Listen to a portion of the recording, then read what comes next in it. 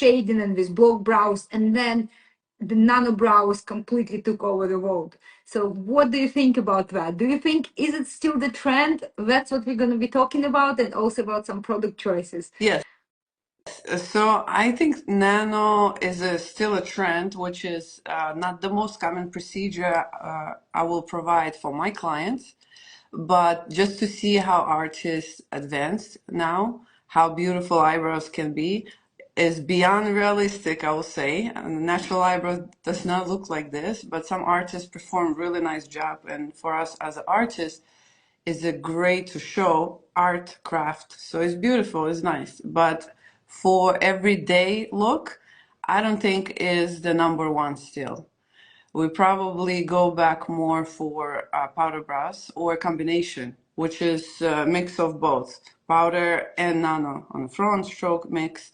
That will be probably stick for longer because I think the main problem with nano is might look too realistic, too natural, and women want some enhancement, more definition, more thinner look. Because the classic always stay classic. Just like with the heels too. Classic heels always the way to go. But I think as an artist to get better, to show what you're capable of, I think nano is the way to do. Still, yes.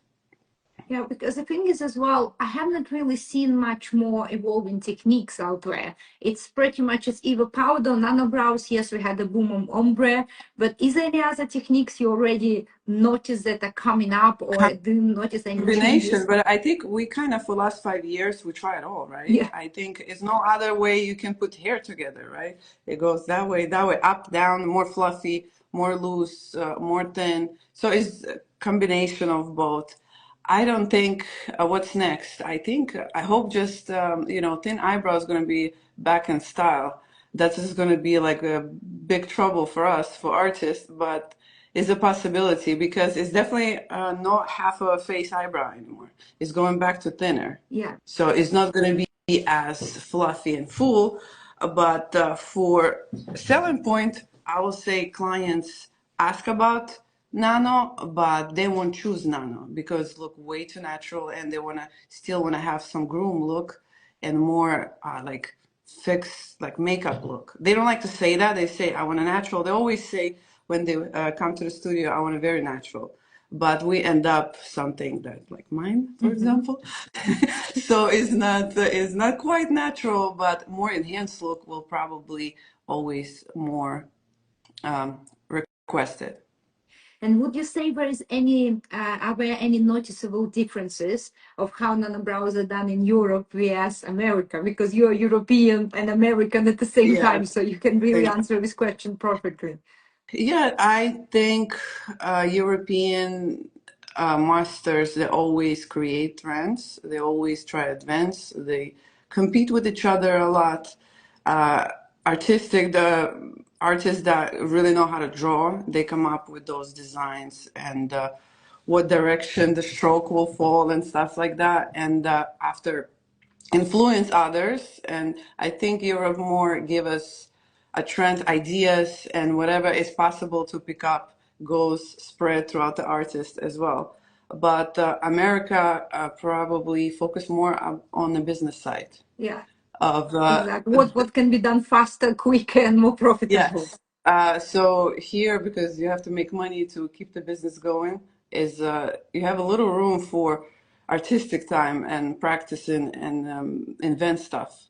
But you still can do if it's your passion. But I think in America is more about the money, and Europe is all about the glamour, beauty, and how you serve the product. Yeah, so I think combination of both, like because the artists commonly come from Europe, right? In permanent makeup is very wide amount of European in America that do permanent makeup. So they will kind of bring that here on the market too, and eventually it becomes popular all over the world. So That's a very interesting observation, actually. You're absolutely right. I never put it this way, but it's true. In Europe, we dwell so much more on a different style, so many different techniques. And when in US, it's more about what makes sense for the business.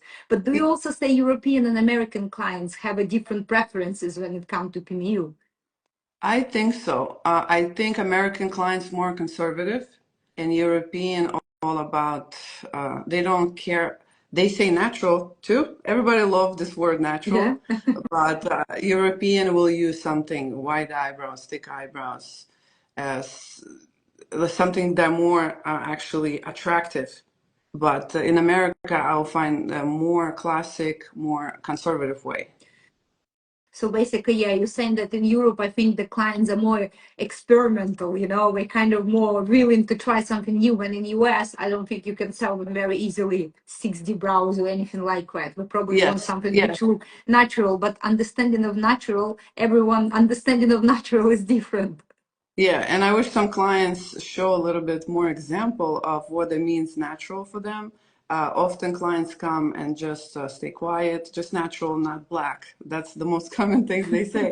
But just give ideas what they mean by natural, show some examples, and if we can apply that for them, it will be great. But I think natural is something that does not look fake, tattoo, but still enhanced the eyes, the look, and stuff like that. They want to see it. They want to see what they pay for.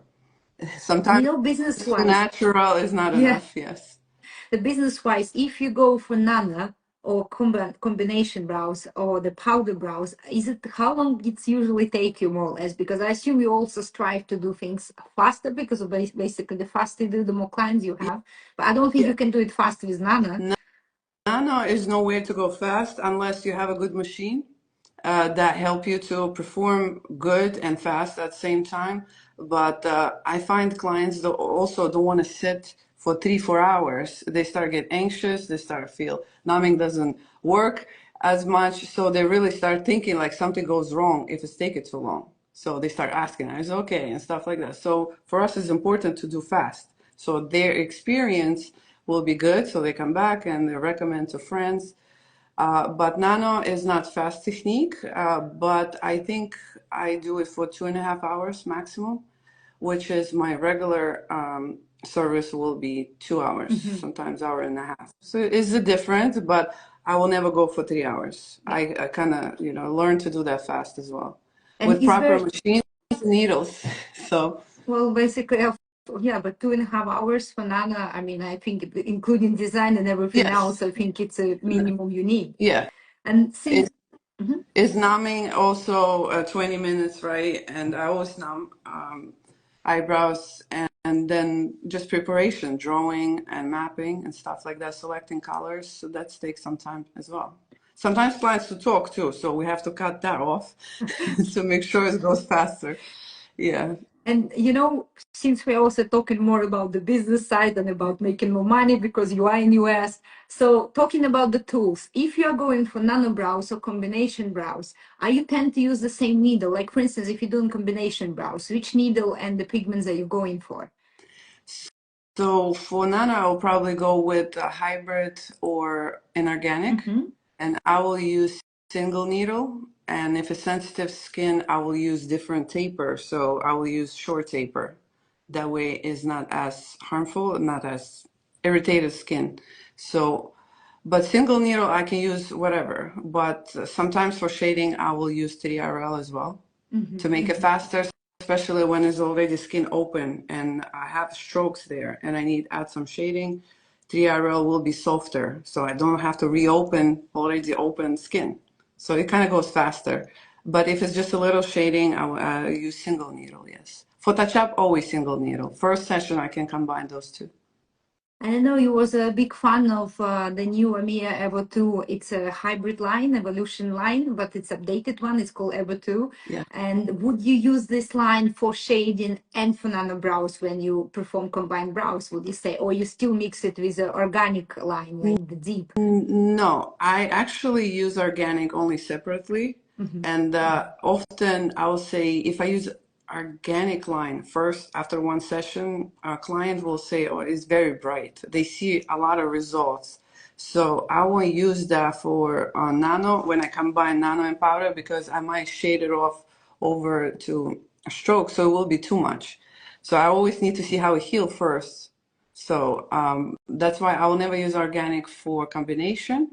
I will probably just want it separately. And I always work very soft and single needle with organic pigments. That way you're not overdo. Unless I have to cover. If I see old mess, somebody come and they don't want to do a remove, they want to cover up, I will use organic. That will definitely give me good results. More bright. Oh, right. So it Yes, will and you can see, cover up, yeah. and you can see a great results of work of Debora on her page. Please have a look. She have a great healed results as well. So, and your nano brows. I mean, your combined brows is actually even what we call combination, but they look in some way natural, of as natural as it could get in a modern world. You know, it's Yes, like it's yes. still natural, but at the same time, it stand out natural. And this is a really very difficult effect. How do you determine, for instance, how much shading to apply? Because if you go too much, you're gonna lose the hair strokes. If you go too little, then you're also not gonna have this effect. Are you starting with hair strokes first and then you add shading, I assume? Yes, so I always do strokes first, and depends on how much hair client have on the brow. So sometimes blend nicely and don't need any shading. And if it's a patchy brows, if it's I feel like it still look not realistic enough for me, I will add some shading, but I will never put too much because I will rather see how they heal and then do adjustments. Sometimes on touch up, I don't even add shading at all, Mhm. just the stroke. So, and also we can use little darker pigment for the stroke and do shading with little lighter, like shade lighter. That way you want to make sure strokes stand out more. But combination of those two make the most realistic and more, I will say, client find more satisfaction or have a both technique. They don't see that as shading there. They just see the stroke. They don't understand that it's a combination of two. So sometimes I even don't have to say that.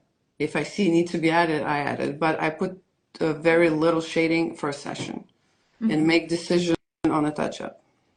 And would you say the combination brows we pretty much can work on anyone, or there is still some limitation if it comes to, I don't know, oily skin or sensitive skin or so on?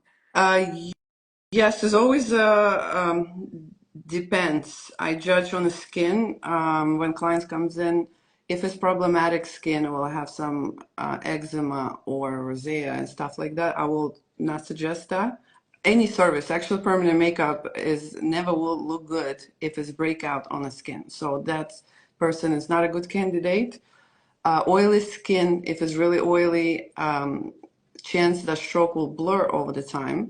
And I will say even with 6 months possibility, and then it's not going to be good. So they have to touch up often. And eventually, if you keep adding stroke, it's going to be all over. It's not going to look natural. So for oily skin, I will suggest powder brows. If they really desire those strokes, because a lot of women ask, I want that. I put some in the front, so make a combination, give them few on the front, but that's just not the best option for the long term because I also make sure they're happy within a year, so they I don't want they feel like they made a mistake because permanent makeup looks good if it's done right, and so they feel happy too, and they come back. Yeah. But normal skin and dry skin, I think is a good candidate. One situation when I don't like nano, when a client have very coarse Hmm. eyebrows and patchy. That's Hmm. probably the worst to blend in. If it's really coarse, so it just never look good as the healed results. So of course, hair always stood out, and they are hard to manage, and it's just a patch. So it's always complicated, but otherwise, they're good candidates. Yeah. And how would you say the skin undertone is impact the pigment selection, and how can artists ensure long-lasting and natural result?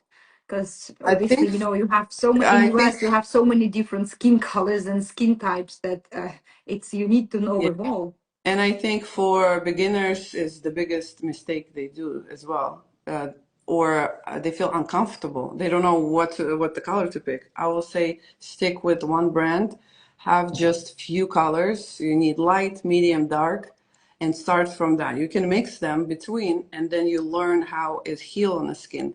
Instead of have a 15 colors and you get all confused, undertones. I don't like to work with warm undertones to begin with because uh, it's always going to look good. And on the long term, if it looks too cold, we can add warm, but I will never start work with a warm undertone of the pigment. So so you just keep it cool tones, three colors, and you start from it.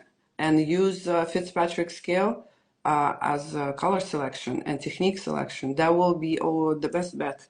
Not by the hair color. We always have to look on the features and skin conditions as well. So, like in my book, I have a Fitzpatrick scale. You can check it out, and is also describe what technique to choose and show picture what skin type, all possibilities. So it makes it easy. So as long as beginners learn and have interest to look and just memorize a little bit, they will be fine. And where people can get your book? They can get on Amazon. It will be a smaller format, probably one day shipping, also ebook or on my site.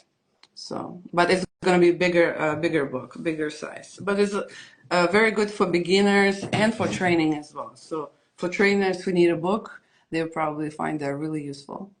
Wonderful. And you mentioned this is a very great advice. Don't stick with a big palette of colors, just have three. So if we're talking about your favorite ever two line, which three colors you would recommend? Because we get this question very often because there is a big selection of pigments we have. And we say, people ask, what is the top three we can get to kind of fit everyone? What would be your top three? I will say blonde. I love blonde color because it's cool.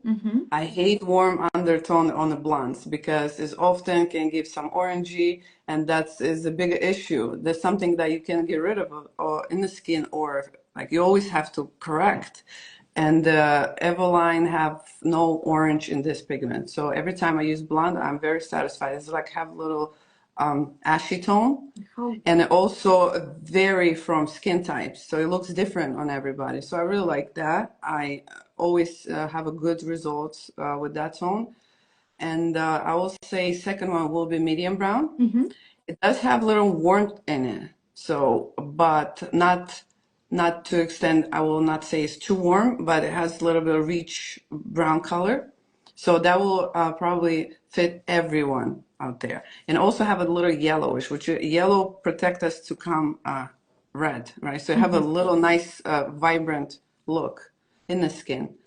And I will say for my area intense dark, it will be probably my third choice, or I think it's dark brown. Yeah, So yeah. one of those two. Depends what clients you work with, what shades of the skin majority of your clients. So, and that's it. I think after that you will have no, is one of the three. Blondes one, medium is pretty much for everybody, and dark hair and darker skin tones, you will go with intense. And you will never go wrong. It's very simple. And you You also just have said to that you see can three mix them in colors. between. Yeah, like you have to understand difference between three colors, and that's it. It makes so And you easy. said that you can mix them in between as well. Yes, if you want to get shades, for example, if you do nano, you want to have some stroke darker, you mix them, or you just use medium brown for the strokes, and so it will look nice, and you can get a shade right in between. For example, first session you do one, and then clients say, you know what, I want to get something darker. So you can or mix them or just go to the next tone, and they together work perfectly. And I will would you never use say the same just color? mix other brands. That's like a bigger mistake artists do. They start take one color from one brand, another brand. The chemistry is different, so you don't know what's going to come out of it. So you have to be like if you use one line, use one line, and if you switch, give at least a year or two to see how it looks in the skin before you start jump from one brand to another. Pick your favorite ones and stick with it, and work with it, and then you see the good results, and then your client's always going to be happy too. And if you go for the combined nano brows, would you use the same color for strokes and for shading? Or would you dilute it, or would you take another one? How do you usually do that? I will use the same pretty much, but if I work with a blonde and I do nano, I need a little darker. So I will probably use strokes with a medium and do shading with the blonde. Or I will mix for the strokes because I want to have a still blonde look, but I know when the heelers get lighter, so I need some little definition. So I mix those two. With other situation, I will just use one color, because strokes are, they're more defined, they're more, they have a more color as we deposit, and shading is very soft and Mhm. spread. And you actually never dilute our colors. You never dilute them. Very rare. Very But rare.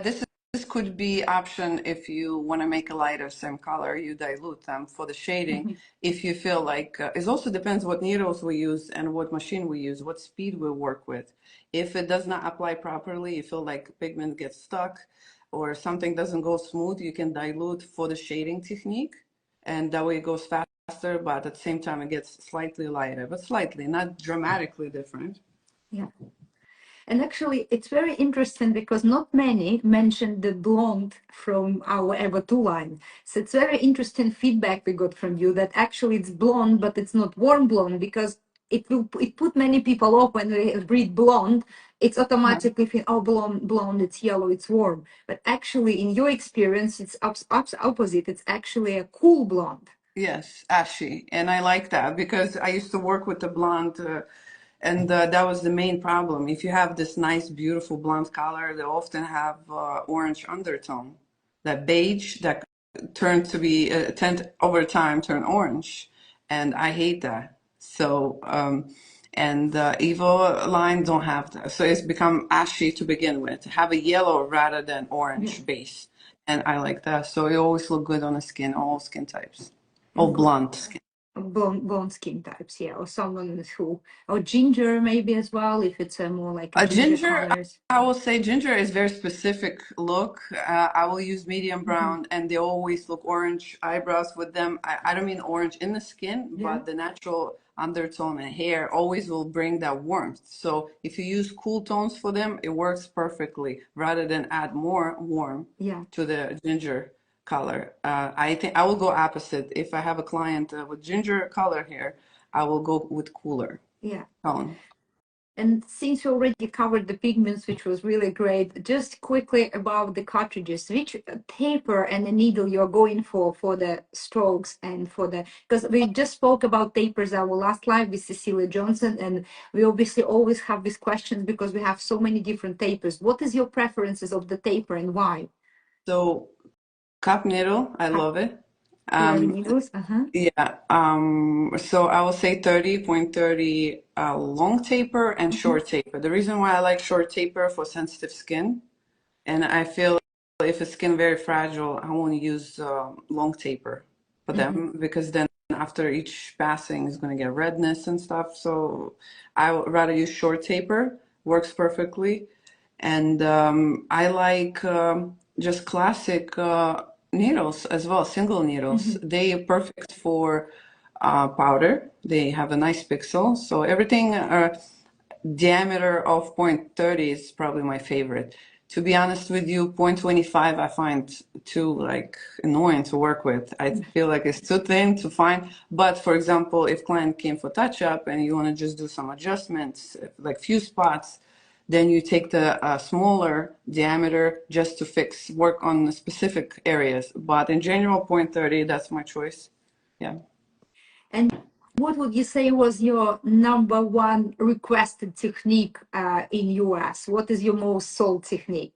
Powder and the combination. Powder and And still, a combination. lot of people do microblading, and I think I love it still. So I don't care what, is it like a people like artists between us? Is it microblading is terrible? No, I think it's still good if it's selected properly for certain skin types. It's not for everybody. Mhm. It's also based on age of the skin, so and condition of the skin. If we select properly, it's still there. And some actually students, they come back for microblading because they realize when they open a studio, everybody asks microblading.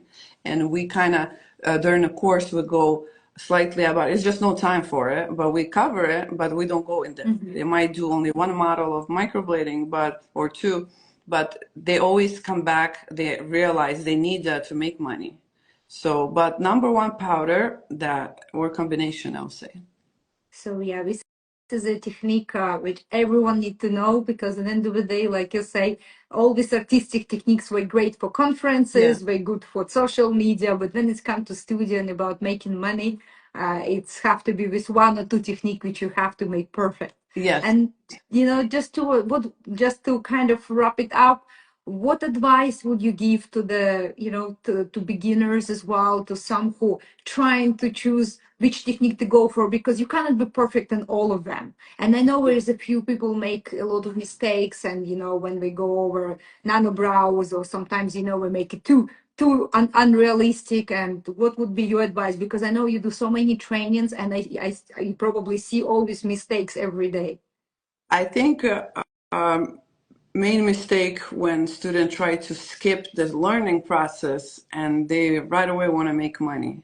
It's just maybe false advertisement that this business is so easy, and because we charge a lot is so easy to make money. But I think to charge a lot, you have to have a lot of Mm-hmm. experience. To get experience, you have to work first, gain experience, and then eventually is going to be growth and good income. There's no shortcuts here. And I think if you go conferences constantly, you meet people like you, get more ideas, understand more, like you listen lectures, you just get more from other people. You cut your time of it so fast, like it becomes so faster for you. So I think definitely go conferences, take more classes. In the beginning, you might don't expect, but you have to invest in your education. The more you invest, then better outcome will be. So it won't be a year for you. You might succeed faster, or maybe 3 years you need to become good artist. So it's just not shortcuts. You have to invest in you and your business and learning, practice on latex. As soon as they leave the class, they stop practicing. And what they expect, they're going to do a good job. They're going to be still scared to do something. So it's no, you have to just keep doing and don't give up and practice and take better ideas from others. So learning, I think conferences is the best for beginners. You get so much new information, and you will know what's trendy. You will know what products to get. You speak directly with the artist you might follow. So you get some ideas. It's always beneficial. Mm-hmm. So Yeah. I think that's the way to go. And how long does it took you to become as good as you are now? Uh, I think uh, I started, I opened a business, the first one, I opened a business 2013. And I think I really started to see gain is 2017. Mm-hmm. So it took some time. It was also, everyone's route is different. We have other things in life but if you do non-stop, don't give up and do properly, don't expect to get back right away everything you spent. You can do in a year. I see situation when some, especially now when it's so popular. When I started, it wasn't popular. So it was more complicated to advertise and everything. I think social media just began. Instagram just started 2014, something like that, maybe earlier, but it wasn't that Yeah. big. So it was more complicated. But now when we have a social media, which is a lot of students say, I don't know how to do it. Like you have to. There's no way you can advertise yourself without social media. Like it, don't like it, you have to do it. You Mm-hmm. just have to understand that. There's no other way. Mm-hmm. So you do that and it makes faster for you. You can succeed within a year. Mm-hmm. But if you break even the first year, you doing good. Second year, you start making money. So I think if that's the way to do right now. It's possible to do faster now than it was for me back then. Yeah, yeah, because when it all started, we didn't have so many courses, so many master Yeah. classes. It was all completely new. I remember Yeah, when it we was like first three came. people in my area who does it, and it was like very ancient permanent makeup. So it was very like Yeah, lines, and it was no mapping. You just do it on the eye like this. So it was really like barbaric, I'll say even. So now you have all these tools, all these courses. YouTube, you can learn so much on YouTube. I also have a YouTube channel. There's a lot of videos of different techniques, and I know amiea have a lot of different artists in YouTube. Is so much information you can get. So I think it should be no excuses why you not succeed. You're just yeah. lazy. That's it. If you put your mind into it, someone have more talent, someone less, but you still, if you do something every day, there's no way you are getting better. It's just someone getting a little bit faster. That's all. Yeah, definitely.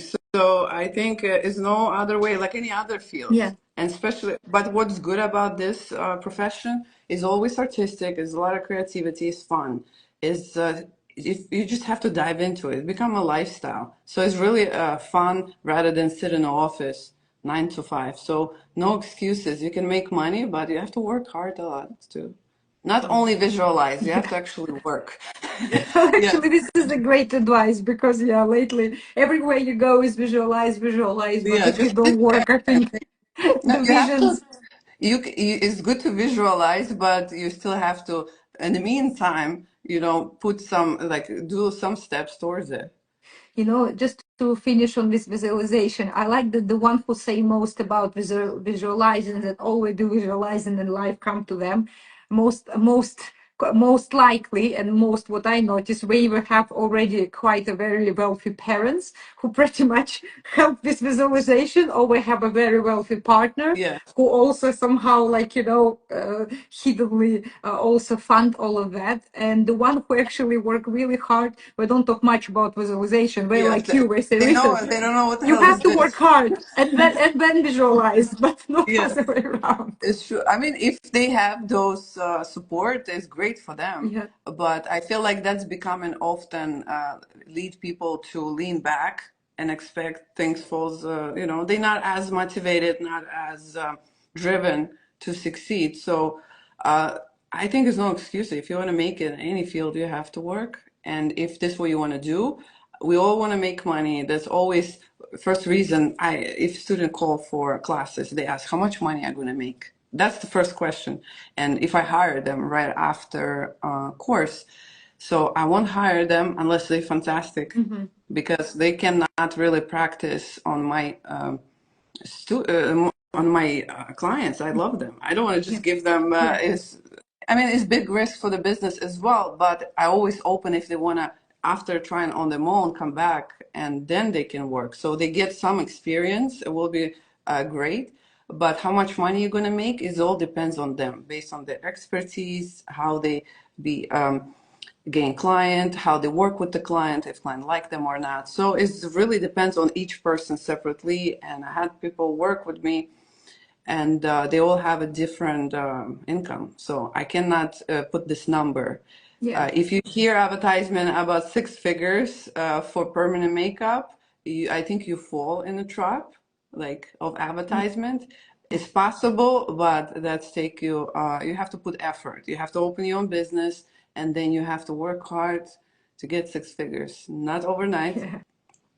And obviously be committed, because commitment is important in everything, because nowadays people are switching so quick between this and that and this because it doesn't give them a fast return and so And they on, give and then up. in the end we don't achieve anything just because we keep switching too much between Yes, so many things. it's true. And life goes on the way sometimes to kids and stuff like that, changing countries, so you don't know sometimes. But I'll say, if you start it and it doesn't work, you just, maybe it's not your time. You keep trying. Don't give up. Keep practicing. Do your friends do, and eventually will hit right. Everyone have own time, but as long as you don't give up, you can do it. Yeah, exactly. And don't think about money just yet. You'll see it. Start to love what you do, and then money will come. Yeah. That's like, And that's you can put over there. and don't forget to get the book from Debora as well. Her book is fantastic. You can also use it for your training, and also get some great ideas. So please follow Debora. You can get it on Amazon, on her website. Also follow the YouTube channel, because Debora have so many different techniques and so many great videos you can learn, and it's absolutely free as well. So Yes. please don't No forget. And excuses if you want to learn something. And also, okay. if you have a questions about what you would like to, like, you search for on YouTube, what question that bother you as a beginner, or you master or whatever. So just always can ask. So make video for that subject as well. So to be helpful, so we can help each other grow and yeah, make this business popular and continue pop. I'm sure it will be continue to be popular, but yeah, so just make it better. And I think the great thing that now I think finally there is more responsibility into choosing the quality products, like like choosing the correct pigments, not the tattoo pigments, but pigments for permanent Yes. makeup, which formulated specially for the skin on the face, not on the body. Because in the end of the day, what kind of business is it if you use tattoo pigments, which is not safe for the face, and then we're gonna last forever? So we're not gonna come back to you. And on another hand, the Have the fashion clients also who changed. ask that. I had the clients who ask, "Can you use tattoo pigment on the eyeliner so it stays forever?" Because I was like, "No, you can't do that. It's gonna be blue and it's gonna look like tattoo or gray or green or blue. If that's the goal, then you should go tattoo salon. They probably do it because they not specialize on the makeup. It's totally different field. And I think one important thing we should stop name permanent makeup because it's not permanent. A lot of clients think that's once and that's it. Yeah, You have to maintain it every year. So if you commit to it, it's just like a hair and nails and is a part of your expenses for beauty. It's gonna look good only when you maintain. If you stop maintaining and you don't care for skin properly, there's no guarantee it's going to look good. Same like hair, like it's get orange if I don't, you know, yeah, yeah, come back and refresh. Same thing with the color. Color is good. Nothing good stays forever, right? But if it's bad or botched, then you have to remove it. Then it's really bad. It's going to look green or tattooish. exactly. So that's not a question. We want to have vibrant, good color, and it have to be maintained. And with amiea products, is I think I capable to do that. And this is But clients actually have to the come back. great remark about that it's not permanent, it's a semi-permanent makeup, and it have to be marketed properly. Because don't forget as well, we are changing, like sometimes the eyebrow dropping or we have too much botox. So if you do it permanently, how are you going to look after 2 years, Yeah, which is also the educating the gravity always clients. go down, right? Exactly. So, and skin also changes. Our body chemistry changes. We might get some allergic reaction on some medication throughout the time. So we change our skincare routine.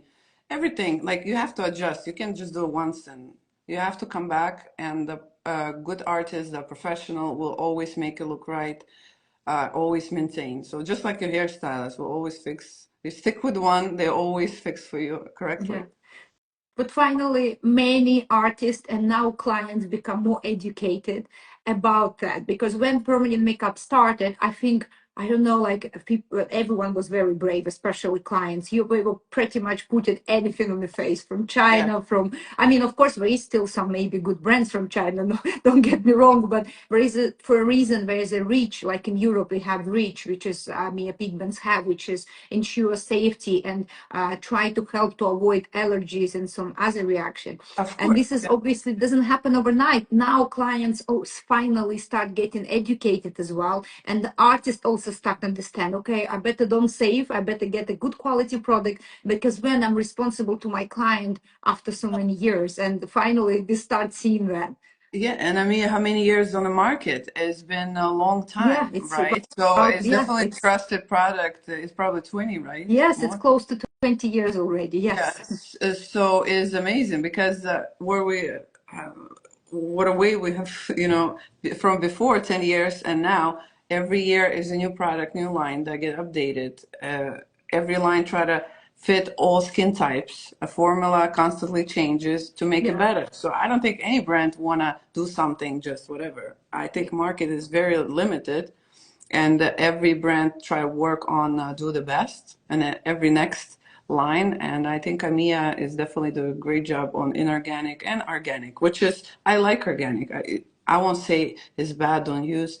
For lips is the best, for powder brows is nice, and it's good for cover up. Sometimes we do need that, and only experienced artists with a lot of experience will do cover ups, Mhm. right? Yeah. Because Yes. I won't recommend for beginners even touch something that you don't like what it looks like. So to protect yourself and your confidence, yeah. But I think you should work with many different type of pigments and find what's best for you, fits for your clientele, and just start from small. Pick three and go from there. And eventually you will know, okay, I might need this corrector, or I need this cooler color, or I'm missing something in between. You will understand what you need. You rather adding within a time than get 150 colors saying you're just going to get lost what to choose. Exactly. And this is a great advice. This is great advice. You don't have them all. And just like Deborah mentioned, from Ever to Evolution line, you have blonde, medium brown, or intense dark. And this is pretty much can cover it all. It's great. Oh, thank you so much. I see all the waves and hearts and Amia love as well. Thank you so much. I see all of your attention. I know we're a little bit early, but it will be saved on YouTube and posted on our Instagram as well, so you can rewatch it. And please follow Debora if you have any more questions to her, ask us, or if any other topics you want us to cover, we would be happy to do that. Yep. Oh, So I hope that Debora, it was so was nice to helpful. see you. It was Thank nice you. to see you, and I hope I see you sooner It's the sooner next than time, right? a year. Yes, thank you for finding time.